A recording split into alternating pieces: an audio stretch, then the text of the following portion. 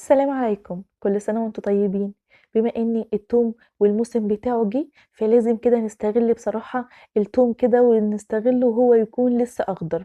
انا هنا كان معايا 8 كيلو من التوم الاحمر. انا بحب التوم يكون احمر، اللي هو النوع الأحمر دوّة. طبعًا حابين تكون أبيض أو أحمر براحتكم، بس أنا باحب اللي هو بالثوم اللي بيكون أحمر ده. باحس إن هو بصراحة بتكون الفصوص بتاعة الثوم بتاعته أكبر كده وحجمها أكبر، وطبعًا تقدروا تختاروا النوع اللي بتفضّلوه وبتحبوه.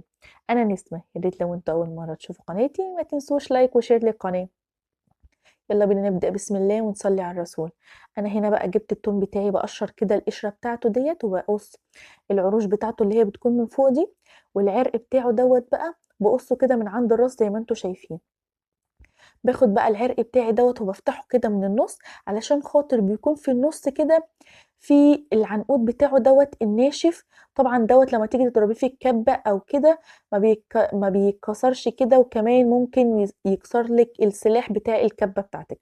باخد بقى العروق ديّة بتاعتي الأخضر ديّة وباحطها على جنب علشان خاطر باستخدمها، وهتشوفوا في آخر الفيديو عملت النهارده حاجات بجد جميلة جدًا. كنت باشتريها من برّه، وبصراحة لمّا جرّبتها ندمت إن أنا كنت باشتريها من برّه. باخد بقى كده راس التوم، وبرضه بيكون في عنقود في النُص كده ناشف، برضه دوّة لازم يترمى.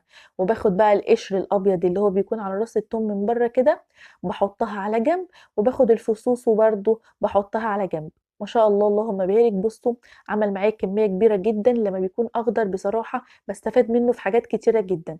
لمّا باشيله هو بيكون أخضر كده، لمّا باشيله يعني مش بافرمه، باحس إن هو بيفضّي معايا وبياخد منّي يعني يعتبر فلوس على الأرض.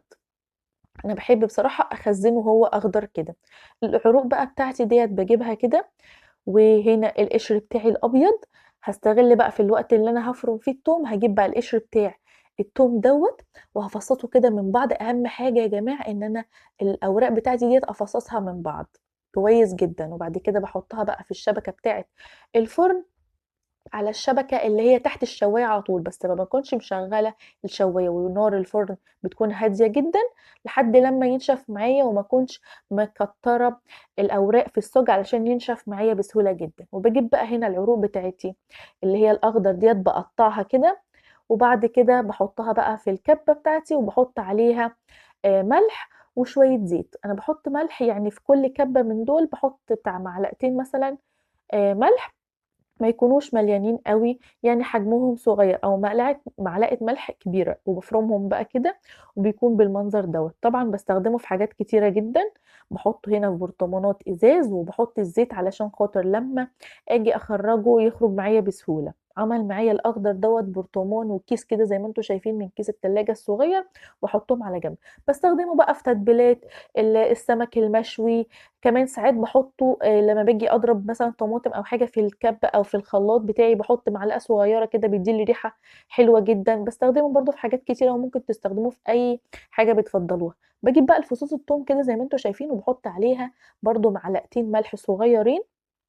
أنا باحب أحط الملح عشان هو دوّة يعتبر المادة الحافظة بتاعة التوم، هو دوّة اللي مش هيخلّيه يصفر معايا وبيفضل معايا أبيض كده ما شاء الله من السنة للسنة. وطبعًا برضه ما تنسوش معلقة الزيت.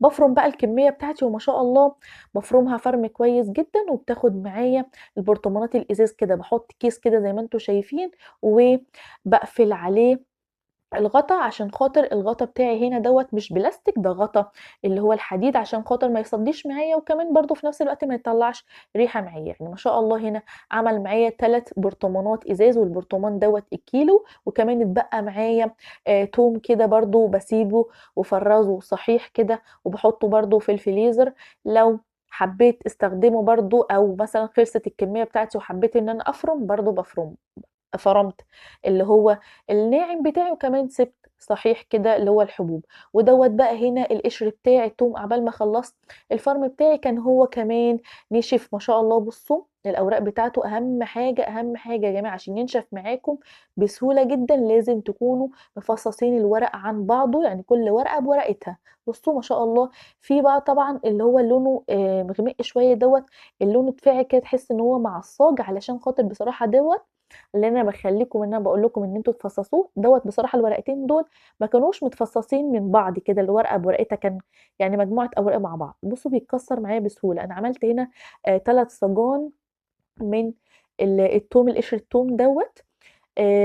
ما خدش معايا، يعني ما كانش بياخد معايا ربع ساعة في الفرن. يعني باقول لكم عقبال ما خلّصت فرم التوم كان هو القشر بتاع التوم بتاعي نشف. باسيبه بقى يبرد شوية وبعد كده باكسّره زي ما أنتم شُفتم كده بإيدي، وبعد كده باطحنه في المطحنة بتاعة الخلاط، بيكون ناعم جدًا. أهم حاجة تطحنيه طحن كويس، وأهم حاجة إن هو يكون ناشف كويس علشان خاطر يتفرم معاكم.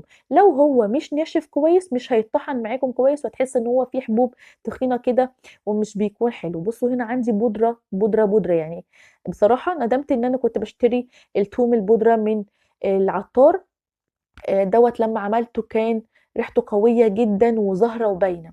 بُصّوا التوم بقى هنا ما شاء الله 8 كيلو عملوا لي 3 برطمانات كبار، وغير اللي هو الأخضر، غير اللي هو لسه ما اتفرمش، وكمان استخدمت القشر. يعني أنا ما رميتش أي حاجة خالص من التوم. بُصّوا بقى التوم البودرة حلو جدًا بجد. أهم حاجة إنكم تطحنوه كويس جدًا، ومش هتفرّقوه أبدًا، أبدًا عن اللي أنتم بتشتروه من برّه. أتمنى تجرّبوا الوصفة وما تنسوش لايك، شير.